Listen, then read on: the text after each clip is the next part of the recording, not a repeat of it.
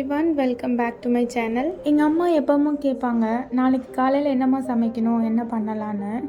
ஆனால் எனக்கு அது அப்போ புரியலை. கல்யாணம் ஆகி நான் சமைக்க ஆரம்பித்ததுக்கப்புறம் தான் ஏன் அப்படி கேட்டாங்கன்னு புரிஞ்சுது. முந்தின நாள் நைட்டே இன்றைக்கி சமைக்க வேண்டியதை பிளான் பண்ணாமல் இருந்தால் அந்த டே இப்படி தான் ஹெக்டிக்காக ஸ்டார்ட் ஆகும். ஸோ எனக்கும் இன்றைக்கி அப்படி தான் இருந்தது.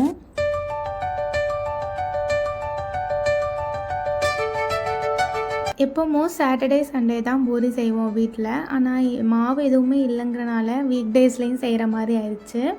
பூரிக்கு உருளைக்கிழங்கு கூட்டு ரெடி பண்ணுறதுக்காக உருளைக்கிழங்கு அவிய போட்டுட்டு அது அவியிற கேப்பில் ஹாலெல்லாம் க்ளீன் பண்ணி முடிக்கிறதுக்குள்ளே உருளைக்கிழங்கு அவிஞ்சிருச்சு. அதனால் சைடில் ஒரு பக்கம் கூட்டு வைக்க ஸ்டார்ட் பண்ணிட்டேன். இன்னொரு சைடு பூரிக்காக மாவு தேய்ச்சி வைக்க ஆரம்பிச்சிட்டேன்.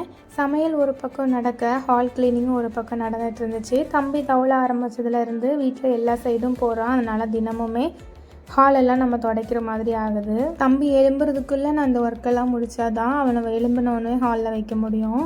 பிரேக்ஃபாஸ்ட் முடிஞ்சதும் தம்பி எழும்புறதுக்குள்ளே அவனுக்கும் பிரேக்ஃபாஸ்ட் ரெடி பண்ணிடலான்னு குக்கரில் கேரட்டும் அவிய வச்சாச்சு. இன்றைக்கி வெங்காய குழம்பு தான், அதனால் தேங்காயும் சீரகமும் போட்டு மசாலா அரைச்சி கூட்டி போட்டுட்டா நம்ம மற்ற வேலையை பார்த்துடலாம். காலையில் உள்ள பாத்திரத்தெல்லாம் கழுவி போட்டாச்சு.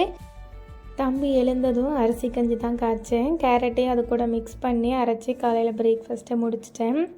என்னுடைய ஹஸ்பண்ட் ரொம்ப நாளாக ஒர்க் பண்ணுற இடத்துல எல்லாருக்கும் கொடுக்கறதுக்கு கேசரி கிண்டி தர சொல்லி கேட்டுகிட்டே இருந்தாங்க.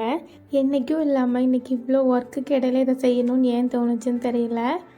தோணுனால நான் செஞ்சு முடிச்சிட்டேன் இன்றைக்கி கேசரியையும். பிளானே இல்லாமல் அவசரன்னு குக் பண்ணி இந்த டேயும் ஒரு வித்தியாசமான எக்ஸ்பீரியன்ஸாக இருந்துச்சு எனக்கு.